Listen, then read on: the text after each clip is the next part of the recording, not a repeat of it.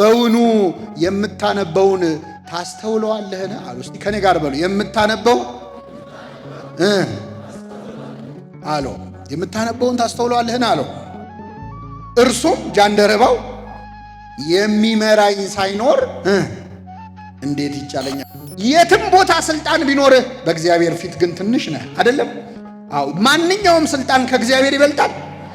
ነቢየ እግዚአብሔር ዳዊት ምን አለ? ወደ እግዚአብሔር ቤት እንሂድ ባሉኝ ጊዜ ደስ አለኝ። ንጉሥ እኮ ነው፣ ግን ቤተ እግዚአብሔር እንሂድ ባሉት ጊዜ ደስ አለ።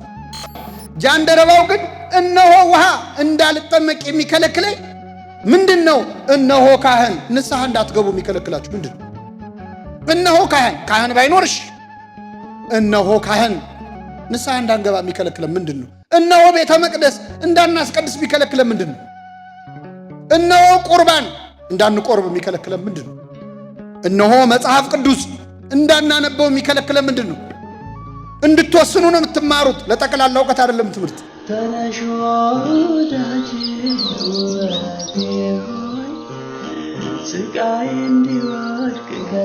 በስመ አብ ወወልድ ወመንፈስ ቅዱስ አሃዱ አምላክ አሜን። በስመ አብ ወወልድ ወመንፈስ ቅዱስ አሃዱ አምላክ አሜን።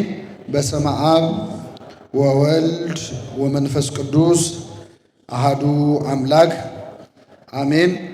ክቡር አባታችን የዚህ ታላቅ ደብር አስተዳዳሪ፣ ክቡራን አበው ሊቃውንተ ቤተ ክርስቲያን፣ ካህናት፣ ምእመናን፣ ምእመናት፣ አባቶች፣ እናቶች፣ ወንድሞች፣ እህቶች እንዲሁም ሕፃናት በእግዚአብሔር ሰላምታ እንደምናመሻችሁ እንደምናመሻችሁ።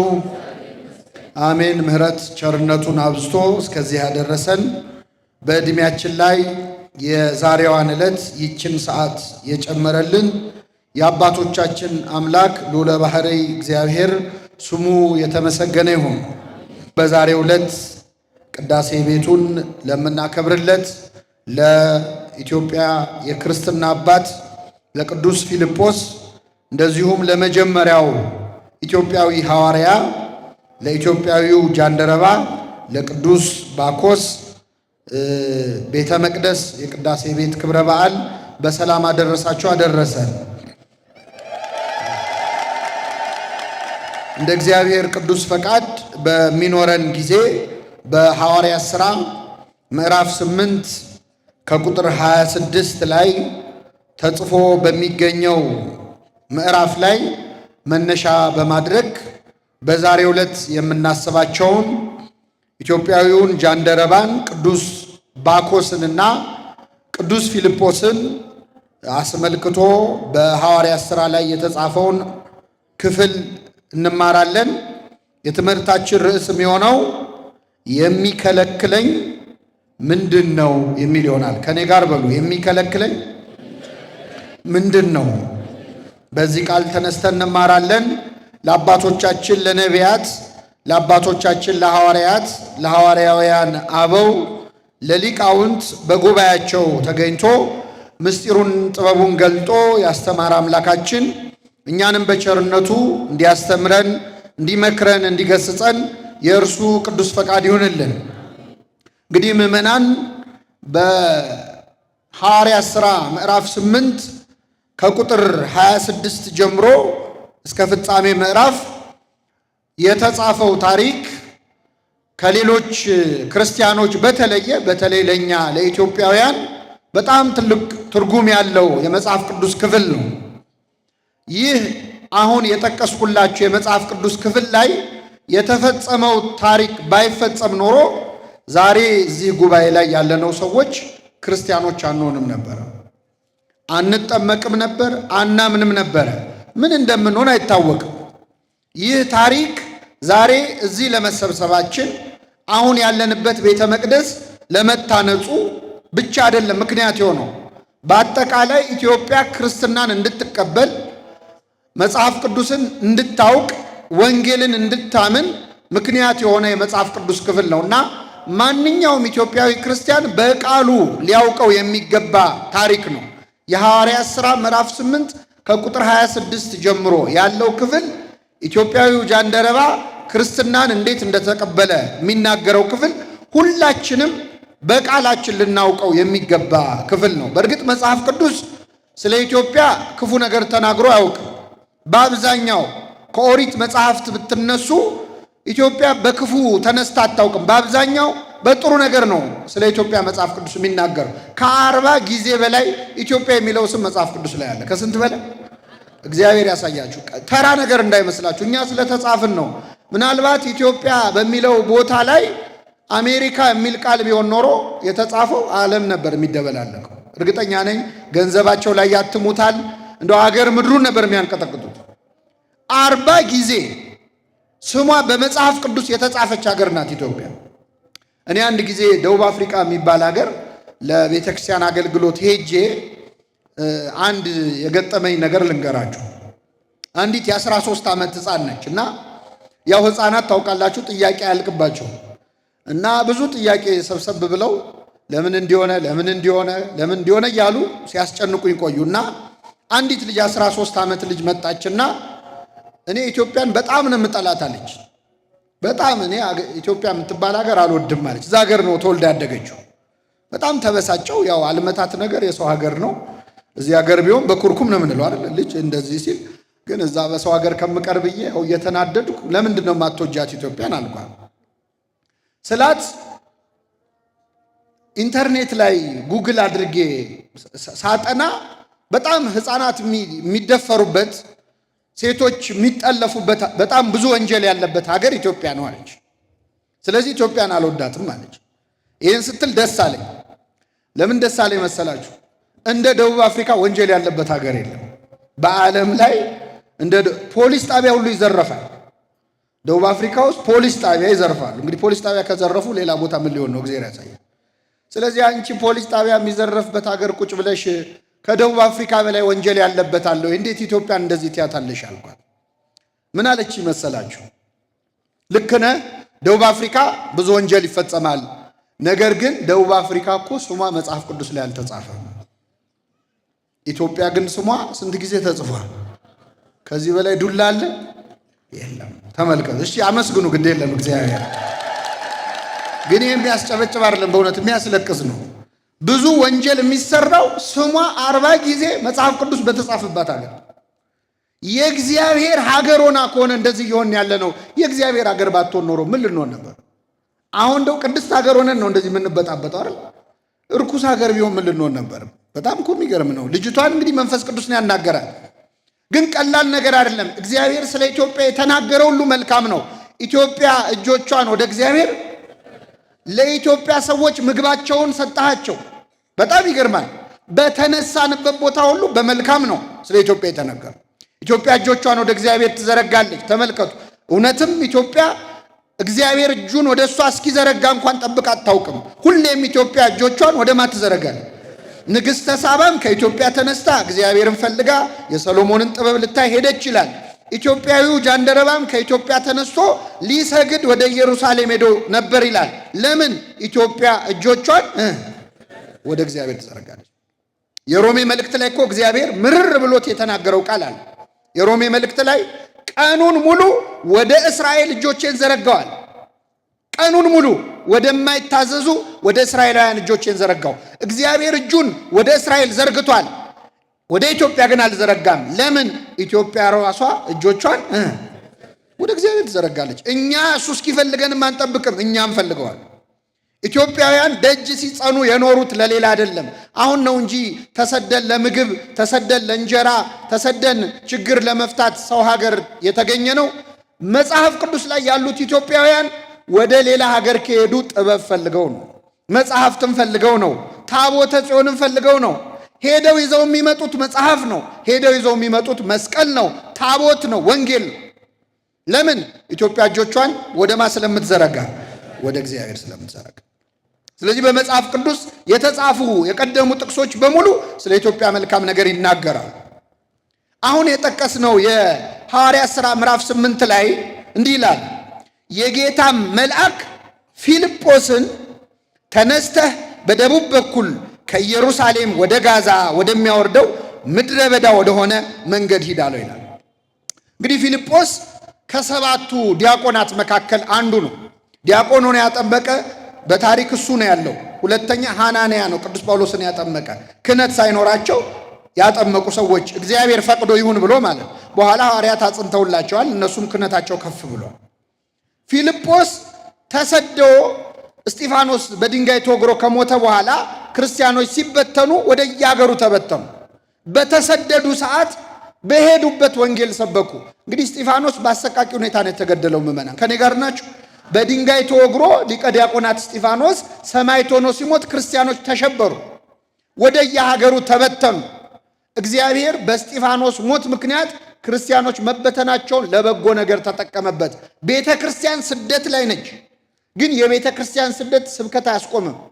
የቤተ ክርስቲያን መከራ ወንጌል እንዲስፋፋ ነው የሚያደርገው። ስለዚህ ፊልጶስም ሌሎችም በሄዱበት ሁሉ ወንጌልን ይሰብኩ ነበር። ፊልጶስ በሰማርያ ወንጌል ከሰበከ በኋላ መንፈስ ቅዱስ ምን አለው?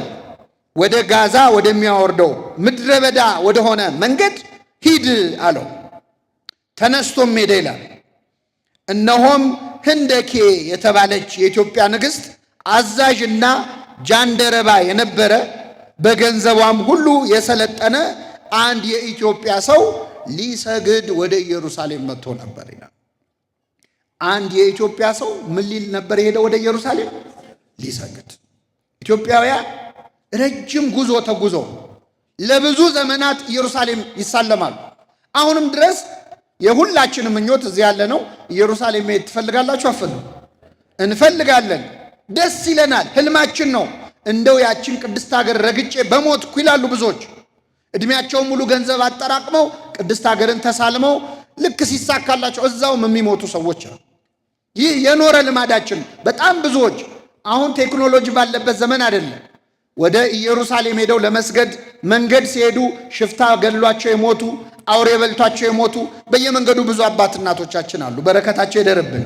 ስለዚህ ሊሰግድ አንድ የኢትዮጵያ ሰው ሊሰግድ ወደ ኢየሩሳሌም መጥቶ ነበር። ይህ ሰው ተራ ሰው አይደለም፣ ባለስልጣን ነው። በንግሥት ህንደኬ በገንዘቧ ሁሉ የሰለጠነ ጃንደረባ ነው ይላል። ጃንደረባ ማለት ምዕመናን በመጽሐፍ ቅዱስ ሁለት አይነት ትርጉም አለው። አንደኛ በሰው እጅ በሆነ ምክንያት የመራቢያ አካሉ የተሰለበ ሰው ማለት ነው። ስልብ የሆነ ሰው የመጀመሪያው ትርጉሙ ይሄ ነው።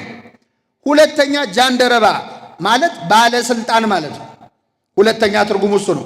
ሶስተኛ መናኝ መነኩሴ ማለት ነው።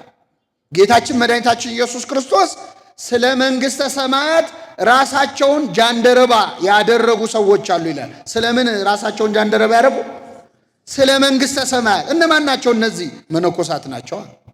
ማግባት መውለድ ሲችሉ ራሳቸውን የሰለቡ ማለት በስጋ አይደለም፣ አካላቸውን አይደለም፣ ሰውነታቸውን ምኞታቸውን ሰልበው ለእግዚአብሔር ራሳቸውን የለዩ ቅዱሳን መነኮሳት መናንያን ሕፃዋን የሆኑ በፈቃዳቸው መናኞች አሉ። ሶስት ትርጉም አለው አልኳቸው። አንደኛ የተሰለበ ሰው፣ ሁለተኛ ባለስልጣን፣ ሶስተኛ የመነኮሰ ወይም መናኝ የሆነ ሰው። ስንት ትርጉም አለው? ይህ ኢትዮጵያዊ ጃንደረባ ከሶስቱ የትኛው ነው? የተሰለበ ነው? ባለስልጣን ነው? ወይስ ድንግል ነው? የትኛው ነው ምዕመናን?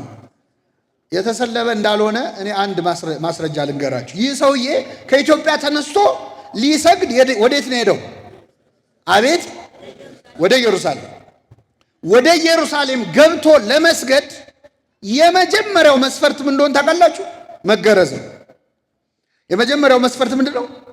መገረዝ ነው። ለመገረዝ ምን ያስፈልጋል? የተሰለበ ሰው ሊገረዝ ይችላል? አይችልም። የተገረዘ ሰው ነው መስገድ የሚችለው። ግዝረት ያልፈጸመ ሰው ገብቶ መስገድ አይችልም። የተሰለበ ሰው ደግሞ ወደ ኢየሩሳሌም ወደ ቤተ መቅደስ ገብቶ መስገድ አይችልም። ይሄ ኦሪት ላይ የተጻፈ ሕግ ነው። ስለዚህ ይህ ሰው ገብቶ ኢየሩሳሌም ሰግዶ ነው የወጣው። በዚህ ምክንያት ጃንደረብነቱ የሥጋ መጉደል ወይም የአካል መሰለብ እንዳልሆነ እናውቃለን። ባለስልጣን ነው። አዎ ባለስልጣን ነው። በምን? በንግሥት ህንደኬ በገንዘቧ ላይ ሁሉ የሰለጠነ ጃንደረባ ነው የሚለው። ጃንደረባ ማለት ባለስልጣን ማለት ነው። ይህ ሰው ባለስልጣን ነበረ። ብዙ ጃንደረቦች አሉ። ጲጥፋራ ለምሳሌ ኦሪት ዘፍጥረት ላይ የፈርዖን ጠጅ አሳላፊ የቤቱ አዛዥ የነበረው ጃንደረባ ነበረ ይላል። ሚስት ነበረው።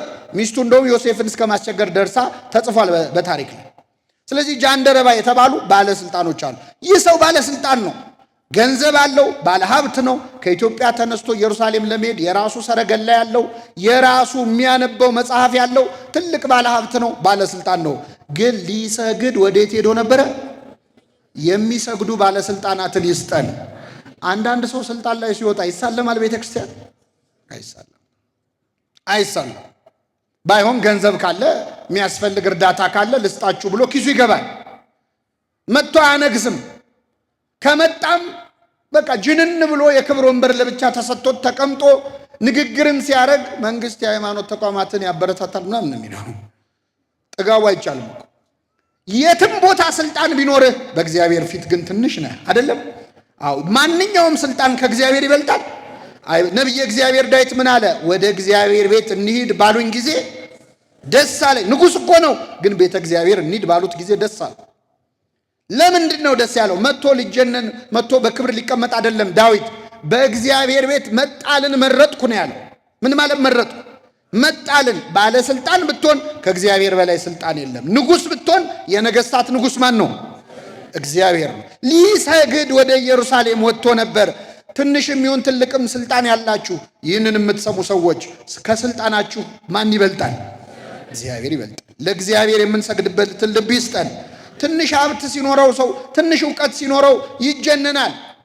ለመስገድ ለመሳለም ራሱ ይኮፈሳል፣ ይቸገራል። ይህ የኢትዮጵያ ሰው ግን ሊሰግድ ወደ ኢየሩሳሌም ሄዶ ነበር ይላል። መንፈሳዊ ጉዞ የሚሄዱ ባለስልጣናት፣ ጸሎት የሚያደርጉ ባለስልጣናት ያስፈልጉናል እኮ። የሚጸልይ ህዝብን ለመምራት እኮ ሳትጸልይ አይሆንም። የሚጾም ህዝብ ለመምራት እየበላህ አይሆንም። ይህ ጃንደረባ ግን ባለስልጣን ነበረ፣ የገንዘብ ሚኒስትር ነበረ። ሊሰግድ ወደ ኢየሩሳሌም ሄዶ ነበር ይላል። አንድ የኢትዮጵያ ሰው ሊሰግድ ወደ ኢየሩሳሌም መጥቶ ነበር።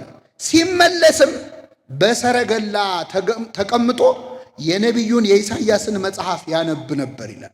ምን አይነት አስገራሚ ሰው ነው! ከኔ ጋር ናችሁ ምእመናን? ባለስልጣን ነው የሰውዬ፣ ባለሀብት ነው። ሊሰግድ ኢየሩሳሌም ሄደ። ሰግዶ ሲመለስ ቁጭ ብሎ ምን ያነብ ነበረ? መጽሐፍ ቅዱስ ያነብ ነበር። ምን አይነት ሰው ነው መጽሐፍ ቅዱስ የሚያነብ ኢትዮጵያዊ? እንዴ በእውነት ባለስልጣን ሆኖ ቁጭ ብሎ አስቡት። መንፈሳዊ ጉዞ ተጉዟል። ይህን ያህል መንገድ ሄጄ ደክሞኛል፣ እግዚአብሔር ይረዳኛል፣ ከዚህ በኋላ ደግሞ ወደ እስራኤል መለስ ብሎ ሌላ ነገር ማንበብ ይችላል። ይህ ሰው ግን ሰግዶ ሲመለስ መጽሐፍ ቅዱስ እያነበበ ነበር የመጣው። ምእመናን መጽሐፍ ቅዱስ እናነባለን ወይ? ቤታችን ስንገባ ገልጠነውስ እናውቃለን? በጣም ብዙ ሰው እኮ መጽሐፍ ቅዱስን የሚጠቀመው ለቅዠት ነው። እንዳያቃዠው ወይ በራስጌው ወይ በግርጌው አድርጎ ተሳልሞ ያስቀምጠዋል። መሳለሙ ጥሩ ነው። እርኩስ መንፈስ ያርቃል። አዎ የእግዚአብሔር ቃል ነው ያርቃል። እሱ አይደለም። የመጽሐፍ ቅዱስ ክብሩ ግን መነበቡ ነው። ምእመናን ተከድኖ መቀመጡ አይደለም፣ መነበቡ ነው። ወጣቶች ስልካችን ላይ ከምናጠፋው ሰዓት መጽሐፍ ቅዱስ ላይ የምናጠፋው ሰዓት ካልበለጠ ክርስቲያኖች አይደለም። ጠዋት ከእንቅልፋችሁ ስትነቁ መጀመሪያ በእጃችሁ የምትፈልጉት ስልክ ነው ወይስ መጽሐፍ ቅዱስ? መልሱልኝ።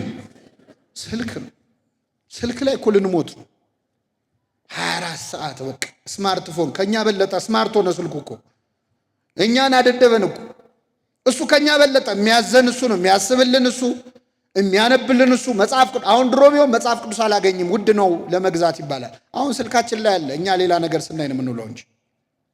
አቤት አሁን አንዳንድ የመተግበሪያ አፕሊኬሽኖች ስልካችን ላይ ያሉ የምንጠቀምባቸው መቼ እንደተከፈቱ ይናገራሉ። ላስት ሲን የሚል ሰዓት አለው አይደል? መቼ እንደከፈቱ። መጽሐፍ ቅዱስ ላስት ሲን የሚል ቢኖረው መቼ ነው የተከፈተው? መቼ ነው ገልጠን ያነበብነው? አይተነው አናውቅም እኮ። እንደው ሳትናነበው ልንሞት ነው። ይሄ እኮ መጽሐፍ ለእኛ ነው የተጻፈው። መለኮታዊ ደብዳቤ እኮ ነው። ላንተ ላንቺ ነው የጻፈው እግዚአብሔር። ቅዱስ እንጦንስ የተባለው አባት በገዳም ሳለ ንጉሥ ቆስጠንጢኖስ ደብዳቤ ላከለት። የሮሙ ንጉሥ ቆስጠንጢኖስ እግዚአብሔር ያሳያችሁ። ሲልክለት መልእክተኛ በፈረስ እየጋለበ መጣና የንጉሥ ቆስጠንጢኖስ ደብዳቤ ነው እንካ አንብብ ብሎ ለአባንጦንስ ሰጠው። አባንጦንስ ቀና ብሎ አየና አስቀምጠዋልና መጽሐፍ ቅዱስ ማንበቡን ቀጠለ። ከኔ ጋር ናችሁ? አሁን ከንጉሥ የተላከ ደብዳቤ ቢደርሳችሁ እንዴት ባለ ፍጥነት ነው የምታነቡት? ተንገብግበን ነው አይደል? እሱ ግን ደብዳቤውን ትቶ መጽሐፍ ቅዱስን ማንበብ ቀጠለ። በኋላ ረዱ አገልጋዩ የአባ እንጦንስ አገልጋይ ሆነ። እዛ አንድ ዲያቆን አለ። ተቁነጠነጠ። ምን ነው ምን ሆንክ አለው። ኧረ አባ የተላከው ከንጉሥ ነው፣ ከቆስጠንጢኖስ የመጣ ደብዳቤ ነው። መጽሐፉን ትደርስበታለህ፣ እባክህ ገለጠውና ምን እንዳለ እንስማ አለ። አይ እኔ ከሌላ ንጉሥ የተላከ ደብዳቤ እያነበብኩ ነው አለ። ከማን የተላከ ደብዳቤ? ከእግዚአብሔር። ከዚህ ደብዳቤ የሚበልጥ ደብዳቤ አለ? የለም። ለእኛ ተጽፎ ሳናነበው ልንሞት ነው እንዴ? በእውነት እግዚአብሔር ቃሉን የምናነብበት ኃይል ይስጠን። ይገርማል። ቢዚ ነኝ እኔ እኮ መጽሐፍ ቅዱስ ባነብ አልጠላም፣ ግን የሥራዬ ጸባይ አይመቸኝም ልትሉ ትችላል። የፈለገ ባይመቻችሁ ከጃንደረባው የበለጠ ስልጣን ግን የላችሁ። ይቅርታ አድርጉ። ከጃንደረባው በላይ ቢዚ ልትሆኑ አትችሉ። የሀገር ገንዘብ ነው የሚያስተዳድረው፣ ባለስልጣን ነው። ብዙ ጉዳዮች ያሳስቡታል። መጽሐፍ ቅዱስ ከማንበብ ግን አላቆመም። ጉዞ ተጉዞ ተሳልሞ አገር አቋርጦ ሲመለስ እናውቋለን እኮ እኛ መንፈሳዊ ጉዞ ሄደን ስንመለስ ምን እያደረግን ነው የምንመለሰው? እየበላን እየጠጣን አይደል እንዴ? እየበላን እየጠጣን ስንሄድ እየዘመርን እንሄዳለን። ስንመለስ ሌላ ነገር አይደል እንዴ? አንዳንድ ሰው እኮ አንዳንድ ጉዞ ባይሄድ ሁሉ ይሻላል አይደል? አዎ ሙሉ መኪናውን እህል ተሸክመን አይደል የምንሄደው? ጭነን ስንሄድ እየበላን ስንመጣ እየበላን። ደግሞ ስሟ ስንቅ ነው የመቤቴ እንላለን። እንደዚህ ስንቅ ተሸክመ ስሟ ስንቅ ነው ነውር አይደለም እንዴ? በሆነ በጣም ይገርማቸው። አንዳንዴ ከዚህ ምግብ ጭነው ሰዎች ጉዞ ሄደው በልተው ለነዳያን ላለመስጠት ለበረከት ብለው ይዘውት ይመለሳል።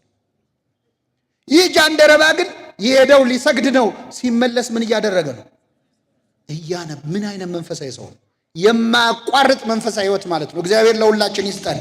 ቃሉን የማይጠግብ ሰው ይገርማል እንዴ! መንገድ ላይ ነው፣ በሰረገላ ነው እየሄደ ያለው። አይመችም እኮ ለማንበብ። በሰረገላ ነው፣ በአውሮፕላን አይደለም ወይ በመኪና አይደለም። ይነቀንቀዋል። ፈረስ ነው እየተጋለበ ያለው። እሱ ግን መጽሐፍ ቅዱስ ያነብ ነበር። ምንድን ነው ሲያነብ የነበረው? በጣም ይገርማቸዋል። ትንቢተ ኢሳይያስ ምዕራፍ 53 ነው እያነበበ የነበረው። ያነበው የነበረው ላንብብላችሁ። የኢሳይያስን መጽሐፍ ያነብ ነበር። መንፈስ ቅዱስም ፊልጶስን ወደዚህ ሰረገላ ቅረብና ተገናኝ አለው። ፊልጶስም ሮጦ የነቢዩን የኢሳይያስን መጽሐፍ ሲያነብ ሰማው ይላል። እዚህ ላይ በእውነት ፊልጶስ እናደንቀዋለን። ፊልጶስም ሮጦ ነው የሚለው። ምን ብሎ? ወደ ምኑ? ወደ ሰረገላው ሮጦ እያባረረ የሚሰብክ ሰባኪ ነው ፊልጶስ። አይገርም? አንድ ሰው ለማዳን ማለት ነው። ጃንደረባው እየሄደ ያለው በምንድን ነው? በሰረገላ ነው። በፍጥነት ነው ሄዶ አይደል? አሁን ምን አሯሯጠኝ? ከፈለገ ቆሞ ይማር፣ አለዚያ ይቅር አላለ። እየሮጠ አሳዶ አንድ ነፍስ ለማዳን የሚሮጡ ሰባኪያንን ይስጠን እግዚአብሔር። ስንት ነፍስ ለማዳን! ለአንዱ ጃንደረባ ሮጦ ደረሰበት። ጃንደረባውን ፈልጎ የሮጠ እንዳይመስላችሁ፣ እኛን ፈልጎ ነው የሮጠው።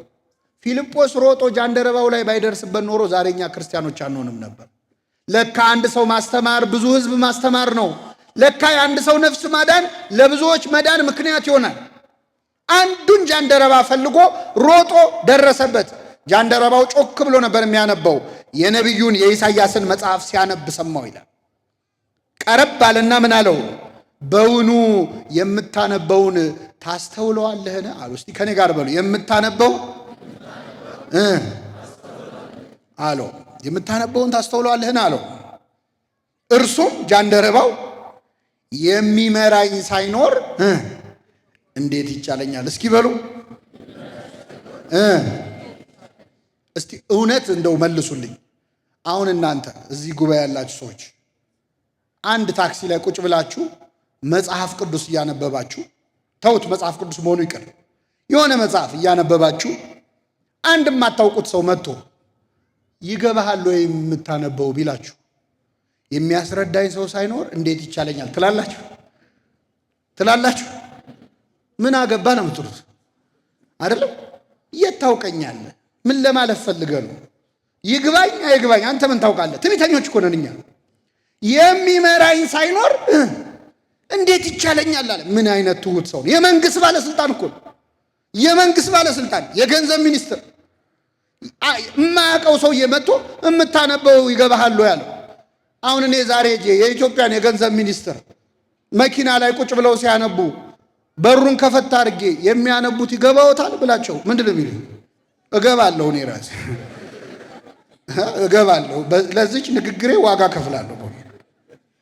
ባለስልጣን ነው። ኧረ ጥጋብ ብሎ እነዛ አካባቢ ያሉትን ወታደሮች ግረፉት ማለት ይችላል።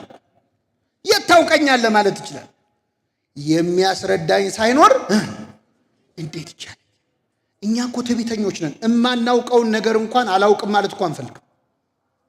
እማናውቀው እኔ እንጃ አላውቀው። እኔ ሰው በትህትና ሲጠይቅ ማቀው አንድ ነገር ነው። እሱም አሁን ስንት ሰዓት ነው የሚለው ብቻ ነው።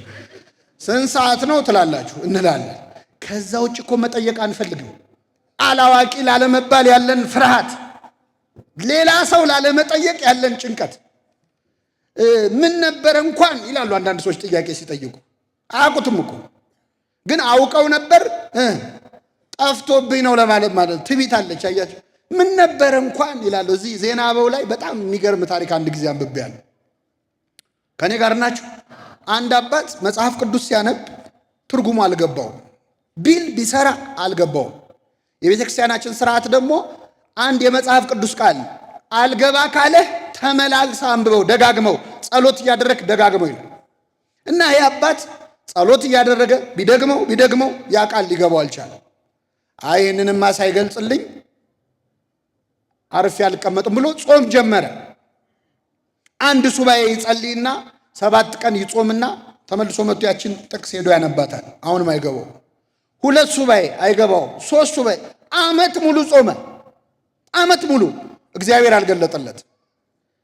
በጣም አዘነና በቃ እዚህ ገዳም ካሉ አባቶች ብዙ መነኮሳት አሉ እና አንድ አባት ጋር ሄጄ ልጠይቅ ብሎ ሊጠይቅ ሲወጣ የእግዚአብሔር መልአክ በር ላይ ቆሟል። ደነገጠ እና ሰገደ በመልአኩ ፊት። ምንድነው አለው? አይ ሱባኤ ይዘህ ስትጠይቅ የነበረውን ልተረጉምልህ እግዚአብሔር ልኮኝ ነው የመጣሁት አለ። እንዴ ዓመት ሙሉ ስጸልይ ስለምን ለምን አልገለጠልኝም? አሁን ለምን ገለጠልኝ እግዚአብሔር አለው። ዓመት ሙሉ የጸለይከውን ጸሎት አይደለም እግዚአብሔር የሰማው፣ ወንድምህን ለመጠየቅ ልትሄድ ስትል አሁን ትህትና ገብቷል ማለት ነው። ማንን ለመጠየቅ ስለፈለግ? ወንድምህን። ስለዚህ እግዚአብሔር አሁን ይገልጥልሃል። ወንድምህ ላያውቀው ይችላል። እግዚአብሔር አንዳንዴ ሰው መጠየቃችንን ራሱ ትህትናችንን ማየት ይፈልጋል። እኛ በራሳችን ማወቅ ነው የምንፈልገው። ኢትዮጵያዊ ጃንደረባ ቅዱስ ባኮስ ግን ትሁት ነበረ።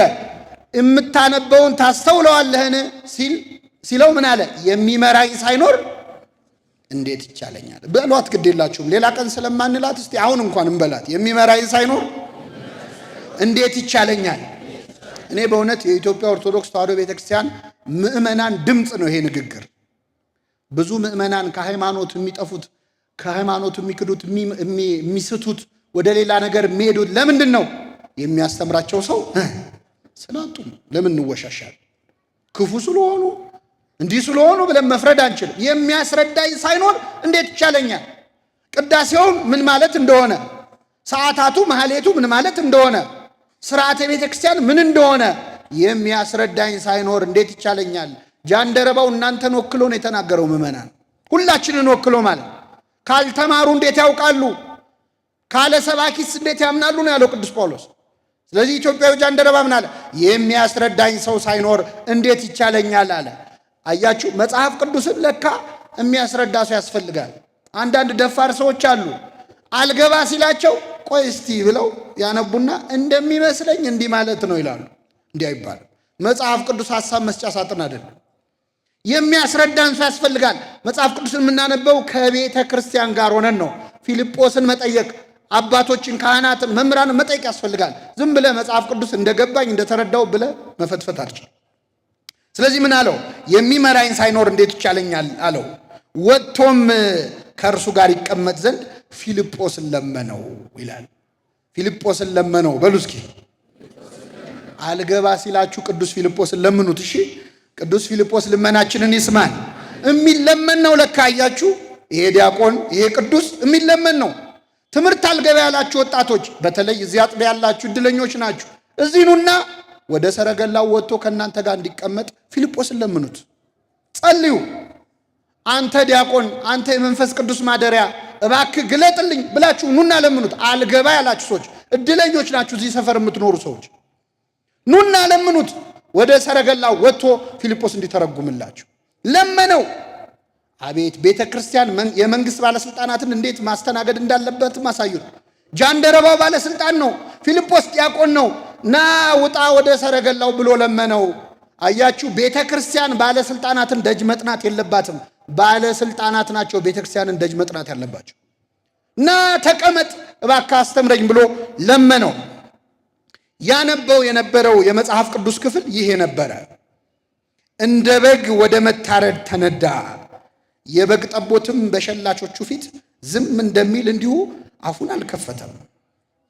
በውርደቱ ፍርዱ ተወገደ፣ ሕይወቱ ከምድር ተወግዳለችና ትውልዱንስ ማን ይናገራል የሚለው ቃል ነበር። ጃንደረባውም ለፊልጶስ መልሶ እባክህ ነቢዩ ይህን ስለማን ይናገራል? ስለ ራሱ ነው ወይስ ስለ ሌላ አለው ይላል። የሊቅ ጥያቄ ነው የጠየቀው። ስለ ራሱ ነው ወይስ ስለ ሌላ? ገብቶታል? አያችሁ፣ ነቢያት የሚናገሩት ወይ ስለ ራሳቸው ነው ወይ ስለ ሌላ ነው የሚለውን ያውቃል። ተራሱ አይደለም፣ አንባቢ ነው፣ ኦሪትን ያውቃል። ስለዚህ ነቢዩ ይህን ስለማን ተናግሮታል? ስለ ራሱ ነው ወይስ ስለ ሌላ? ምርጫ ነው። ደረቅ ጥያቄ አይደለም የጠየቀው፣ ምርጫ ነው የሰጠው። እስቲ መልስልኝ አለው። ፊልጶስ መለሰለት። ቃሉን መለስ ብለን እንየው። እንደ በግ ወደ መታረድ ተነዳ ይላል። ትንቢተ ኢሳይያስ ምዕራፍ 53 አምስተኛ ወንጌል ብለው ይጠሩታል አባቶቻችን። ወንጌላት ስንት ናቸው? ስንት ናቸው? 4። አምስተኛው ወንጌል ትንቢተ ኢሳይያስ ነው። ለምን ካላችሁ ደረቅ ሐዲስ ወይም ደግሞ የብሉይ ኪዳን ወንጌል ተብሎ ነው የሚጠራው። ስለ ክርስቶስ ያልተነገረ ነገር የለም በትንቢተ ኢሳይያስ ላይ። ልደቱን እነሆ ጽንሰቱን እነሆ ድንግል ትጸንሳለች ወንድ ልጅም ተብሎ፣ ልደቱን ሕፃን ተወልዶልናል ወንድ ልጅም ተሰጥቶናል ተብሎ፣ ስቅለቱን፣ ሞቱን፣ ትንሣኤውን ያልተነገረ ነገር የለም። ትንቢተ ኢሳይያስ ብሉይ ኪዳን ላይ የተጻፈ አዲስ ኪዳን። ኢሳይያስ 53 ደግሞ እንዴት ከባድ መሰላችሁ? ኢሳይያስ ዓርብ ዕለት ክርስቶስ ሲሰቃይ በመንፈስ ቅዱስ መነጽር ታየው። ደሙ ሲንጠፈጠፍ ታየው። መሸከም አልቻለም። የሰማነውን ነገር ማን አምኗል? የእግዚአብሔር ክንድ ለማን ተገልጧል? እኛ ነቢያት፣ እኔና እኔን የመሰሉ ነቢያት የሰማነውን ነገር ማን አምኗል? የእግዚአብሔር ክንድ የተባለ ወልደ እግዚአብሔር ኢየሱስ ክርስቶስ እዱ መዝራይቱ ለአብ፣ የአብ እጁ የአብ ክንዱ ተብሎ ልዑል ክንዱን ሰደደልን የሚባለው እግዚአብሔር ወልድ ለማን ተገልጧል? እንደ ቡቃያ እንደ ስር አድጓል። በዘር አይደለም ተዘርቶ አይደለም፣ በድንግልና ነው የተወለደው። ባየነው ጊዜ እንወደው ዘንድ ደም ግባት የለውም። ዓርብ ዕለት ተሰቃይቶ ክርስቶስ የተሰቀለ ሥጋ ነበር የሚመስለው። ዓርብ ዕለት ጌታችን ፊቱ በደም ተለውሶ ነበረ። ተገርፏል፣ ተሰቃይቷል። ስለዚህ ባየነው ጊዜ እንወደው ዘንድ ምን የለውም? ደም ግባት የለውም። የተናቀ የተጠላ ሆኖ ነው ያገኘነው አለ። እንደ በግ ለመታረድ ተነዳ፣ በሸላቾቹ ፊት ዝም እንደሚል በግ እንዲሁ አፉን አልከፈተ። በግ ሲሸለት ቆዳውን ፀጉሩን ሊሸልቱት ሲጎትቱት አረ ብርድ ነው አትንኩኝ አይልም፣ ዝም ብሎ ነው የሚጎተተው። እንደ በግ ለመታረድ ተነዳ፣ በሸላቾቹ ፊት ዝም እንደሚል በግ አፉን አልከፈተም። እንደውም ምስጢረ መለኮትን ተዋህዶን የተናገረው እንደ በግ ለመታረድ ተነዳ ብሎ በስጋ መሞቱን፣ በሸላቾቹ ፊት ብሎ ደግሞ በመለኮቱ ሕያው መሆኑን። ሲሸለት አይሞትም አይደል በግ። ስለዚህ በመለኮቱ ሕያው በስጋው ግን መሞቱን፣ ሞተ በስጋ እንደምንለው ማለት ነው። ይህንን ተናገረ። በሸላቾቹ ፊት ዝም እንደሚል በግ እንዲሁ አፉን አልከፈተም። በውርደቱ ፍርዱ ተወገደ። ጲላጦስ መርምሮት ነፃ ሊያደርገው ይገባ ነበር። መርምሮት ሲጨርስ ግን ክርስቶስ ያን ቀን ተዋርዶ ስለዋለ በውርደቱ ፍርዱ ተወገደ። የቅንነት ፍርድ አልተፈረደለትም። ጌታችን ዓርብ ዕለት የተሰቃየው ስቃይ ለኢሳይያስ ቁልጭ ብሎ ታይቶት ነበር። ከዚያ ምን አለ? ቁስሉን አየና በእርሱ ቁስል እኛ ተፈወስን። ክርስቶስ ዓርብ ዕለት ቆስሎ ነበረ። በነገራችን ላይ ጌታችን ከመሰቀሉ በፊት የተገረፈው ይበልጣል እና በመገረፉ ምክንያት ዓርብ ዕለት የሚያየው ሰው የሚያየው አጥንትና ስጋ ነበር። መስቀል ላይ የሚያየው ከሁሉም በጣም የሚገርማችሁ ጌታችን ተገርፎ 2 ጊዜ ልብሱን ገፈውታል።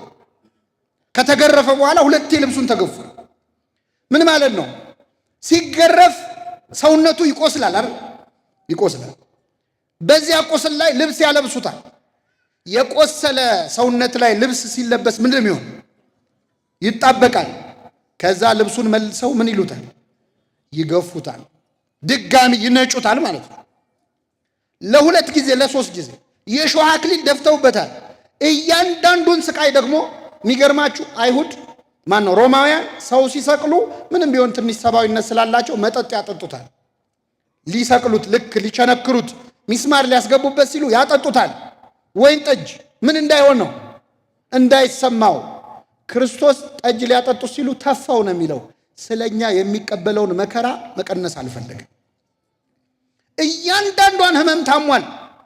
ከራስ ፀጉሩ እስከ እግር ጥፍሩ ሕዋሳቱ ሁሉ ስለ ሁላችን ቆስሏል። በእርሱ ቁስል እኛ ተፈወስን። ቁስል እንዴት ነው የሚፈውሰው? የሰው ቁስል ስትነኩ እኮ የዛ ሰው በሽታ ወደ እናንተ ይገባል አይደል? የክርስቶስ ቁስል ግን የሚፈውስ ቁስል ነው። በእርሱ ቁስል እኛ ተፈወስን። ይህንን እያነበበ ጃንደረባው ግራ ገብቶት ነው። ምንድን ነው እያለ ያለው ነቢዩ? ራሱን የተገረፈው ኢሳይያስ ወይስ ስለሌላ ሰው ነው አለው። ፊልጶስም አፉን ከፈተ፣ አንደበቱን ከፈተ፣ ወንጌልን ሰበከለት ይላል። ከዚያ ተነስቶ ወንጌልን በደንብ አስተማረው። በመንገድም ሲሄዱ ወደ ውሃ ደረሱ ይላል። ጃንደረባውም እነሆ ውሃ እንዳልጠመቅ የሚከለክለኝ ምንድን ነው አለ። እስኪ በሉ እነሆ ውሃ። ኧረ በሉ ግድ የላችሁ። እንዳልጠመቅ የሚከለክለኝ ምንድን ነው? አይገርምም? ኢትዮጵያውያን ውሃ ሲያዩ ጥምቀት ትዝ ይላቸዋል። ጃንደረባው ላጥምቅ ተብሎ አይደለም የተጠመቀው። ውሃ ሲያይ ራሱን ሐሳብ ያቀረቡ። ይገርማል። ብዙ የአፍሪካ ሀገሮች ፈረንጆች መጥተው ሚሽነሪዎች ሰብከዋቸው ነው ክርስትናን የተቀበሉት። ኢትዮጵያ ግን ራሷ ሐሳብ አቅርባ የተጠመቀች ሀገር ነች። እናጥምቅሽ ተብላ አይደለም። ነዋማይ እነሆ ውሃ መኑ ይከላአኒ ተጠምቆ እንዳልጠመቅ የሚከለክለኝ ምንድን ነው? መኑ ይከላአኒ ማን ነው የሚከለክለኝ? ውሃ ይኸው አለ አለ። ይገርማል። ኢትዮጵያዊ ጃንደረባ ፊልጶስ በሰበከው ስብከት እዛው ነው የወሰነው። ተምሮ ተጠመቀ። ቆይ ላስብበት፣ ትንሽ ላሰላስለውና በሚመጣው ዓመት ልሰግድ ስመጣ በዚሁ ታጠምቀኛለህ አላለ። ለድህነት ቀጠሮ አያስፈልግም። የመዳን ቀን መቼ ነው? ዛሬ ነው። ተሰብኮ ሲጨርስ ወሰነ። እኛንን ተሰብከን መወሰን ያቃተን። ንስሐ ግቡ የሚል ትምህርት ሰምተን አቤት ትምህርት የዛሬው ትምህርት ብለን እንሄዳለን። ንስሐ ግቡ የተባለው ምን እንድናደርግ ነው? ንስሐ እንድንገባ። ስጋውን ደሙን ተቀበሉ የሚል ትምህርት ስንሰማ ከንፈራችን እንመጣለን። አቤት እንደ ዛሬ ተናገሩት እንደ ልብ ይነካል። እንሄዳለን፣ እንረሳዋለን። ጃንደረባው ግን እነሆ ውሃ እንዳልጠመቅ የሚከለክለኝ ምንድን ነው? እነሆ ካህን። ንስሐ እንዳትገቡ የሚከለክላችሁ ምንድን ነው? እነሆ ካህን ባይኖርሽ እነሆ ካህን ንስሐ እንዳንገባ የሚከለክለን ምንድን ነው? እነሆ ቤተ መቅደስ እንዳናስቀድስ የሚከለክለን ምንድን ነው? እነሆ ቁርባን እንዳንቆርብ የሚከለክለን ምንድን ነው? እነሆ መጽሐፍ ቅዱስ እንዳናነበው የሚከለክለን ምንድን ነው? እንድትወስኑ ነው የምትማሩት፣ ለጠቅላላ እውቀት አይደለም ትምህርት። ዘና እንድትሉ ሐሳባችሁን እንድትረሱ አይደለም ትምህርት። ጭንቀት እንዲለቃችሁ አይደለም ትምህርት። እሱ በጣም ትንሽ ውጤት ነው። ዋናው ነፍሳችሁን ማዳን ነው። ለመለወጥ የሚወስን ተማሪ መሆን ያስፈልጋል። ጃንደረባው እንዲህ አይነት ተማሪ ነበረ። ደና ቦታ ተምሮ እንኳን እኮ አይደለም ሰረገላ ላይ ነው የተማረው። ሰባኪ ተመድቦለት አይደለም፣ እንዲህ በማዕረግ አይደለም። ሰረገላው ላይ ገብቶ መጥቶ አንድ ዲያቆን አስተምሮት ነው ወሰነ። እዛው እነሆ ውሃ እንዳልጠመቅ የሚከለክለኝ ምንድን ነው? ለምን አትወስኑ? ባለትዳሮች ለምን ስጋው ደግሞ አትቀበሉም? አብራችሁ ለምን አትቆርሙ? ምን ይከለክላችኋል? የሚከለክለኝ ምንድን ነው? በሉ እስኪ የሚከለክለኝ ምንድን ነው? ያዘን እስቲ ብዙ ነገር እኮ መወሰን አቅቶናል። የሚከለክለኝ ምንድን ነው ማለት ያስፈልጋል። ምን አለው ፊልጶስ? ኢየሱስ ክርስቶስ የእግዚአብሔር ልጅ እንደሆነ ፊልጶስም በፍጹም ልብህ ብታምን ተፈቅዷል። ካመንክ ተፈቅዷል። የሚከለክሉን ነገሮች ሁሉ ከልክለውን አይቀሩም። ምእመናን በፍጹም ልባችን ካመንን ምን ብሏል? ተፈቅዷል። እምነት ነው እግዚአብሔር የሚፈልገው ከኛ። ይህን ጊዜ ጃንደረባውን መልሶ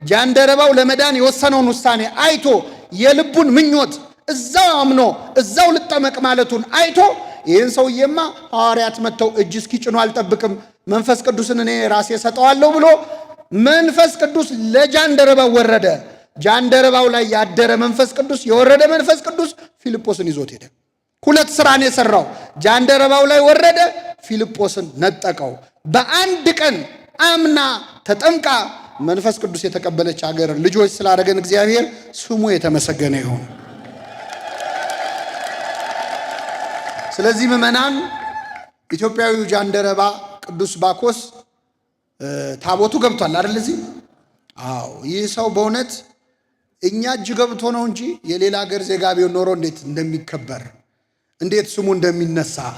አሁን ድሬዳዋም ተመሳሳይ ፊልጶስ ቤተክርስቲያን አለ።